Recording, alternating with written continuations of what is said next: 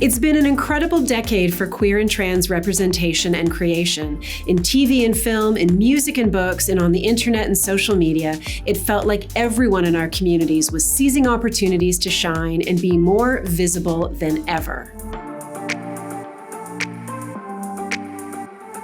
I'm Rachel Giese. I'm the editorial director at Xtra, and I'm talking about the most significant moments in popular culture for LGBTQ2 people in the last decade. Pop music got super queer in the 2010s, more rights and visibility for LGBTQ2S people and generational shifts in social acceptance, plus an upheaval in how music is made and shared. This was the decade when musicians flung open the closet door. There was Laura Jane Grace from Against Me and Anoni from Anthony and the Johnsons. They both came out as trans. Frank Ocean posted on Tumblr about falling in love with a man. Janelle Monáe and Brendan Urie of Panic at the Disco both came out as pansexual. And so many queer artists went mainstream. Tegan and Sara, St. Vincent, Troye Sivan, Sam Smith, Perfume Genius, Hayley Kiyoko, King Princess, and Big Frida. The 2010s were also the decade of queer rights anthems by straight allies. But one of the biggest music stories in 2019, if not the decade, was the incredible rise of Old Town Road by Lil Nas X, a gay Black teenager in Georgia who made it by fusing trap and country and a $30 beat he downloaded. It became the longest reigning #1 hit in the history of the Billboard Hot 100 and spawned memes and remixes and all kinds of think pieces about race and country music and who gets to be seen as a country artist. And it made Lil Nas X a star and a fashion icon.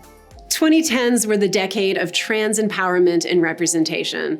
We saw a flourishing of trans literature and memoir this decade, stories by and about trans and non-binary lives by writers like Kai Chang Tom and Casey Plett, and journalist and activist Janet Mock. And on TV, Laverne Cox made history as the first openly trans person nominated for an Emmy for her role on Orange is the New Black. She became an icon in the 2010s, gracing the cover of a 2014 issue of Time magazine for a story entitled The Transgender Tipping Point. Now, the series Transparent came out that year, featuring Jeffrey Tambor as Maura, a trans woman who came out later in life. The show had trans folks in the cast and in the writer's room and directing. But what was groundbreaking when the show started felt out of date by the time it wrapped 5 years later. First, Tambor had been accused of sexual harassment by trans women on the set. But it was also finally understood that trans characters needed to be played by trans people and more trans creators needed to be behind the camera. By the end of the decade, we started to see that happening in shows like Pose and Tales of the City and the L Word reboots. The tipping point had finally tipped. A queer sensibility took over Saturday Night Live. Now, despite all the great talent on Saturday Night Live, the show has often had a kind of fratty, cheap humor vibe. It's never been as diverse as it could be, nor as edgy as it could be. But a much cooler, queerer tone took over this past decade.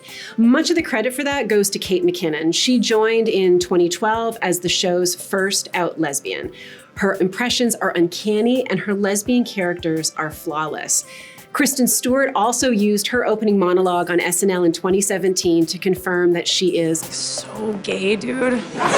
And then there's writer and stand-up comic Julio Torres, who has been responsible for some of the show's gayest sketches, like Wells for Boys, a tribute to sensitive boys who long to be understood.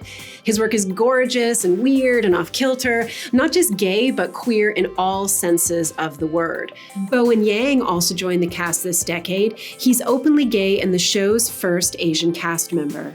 He and Torres wrote a sketch where Harry Styles plays, wait for it, a thirsty gay social media manager who talks about his post-threesome self-loathing on the Sara Lee Bread Instagram feed. It was such a specific slice of gay life. I mean, do straight people even know what a fashion twink is?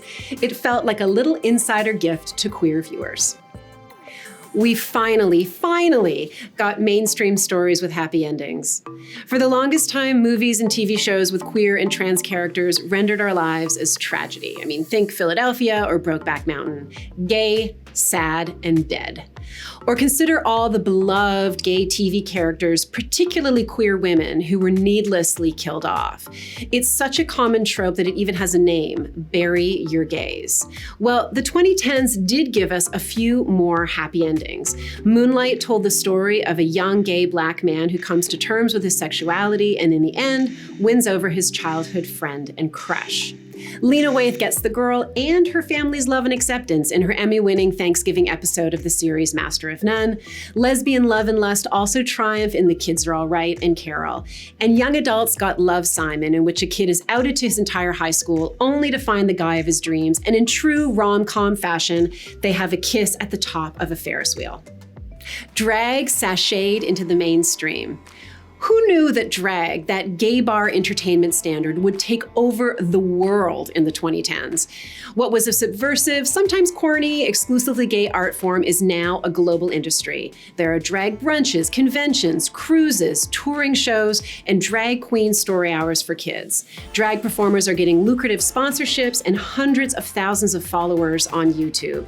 You can credit or blame RuPaul Charles. The supermodel, singer, and drag performer transformed his niche TV show, RuPaul's Drag Race, into a cultural juggernaut. It's been exported to more than 70 countries and spawned spin-offs in Thailand, the UK, and soon in Canada. Now, whether all this attention on drag is a blessing or a curse is up for you to decide. Some say drag's success has commercialized it and taken away its bite. I mean, witness the legions of middle-aged straight women screaming, "Yes, queen!" But having the world embrace a uniquely queer tradition with such love and reverence, well, that calls for a congratulations. Our sex symbols became everyone's sex symbols. Now, not that long ago, a particular kind of queer woman, short hair, tomboyish, nice biceps, strong hands, cocky smile, had a niche appeal.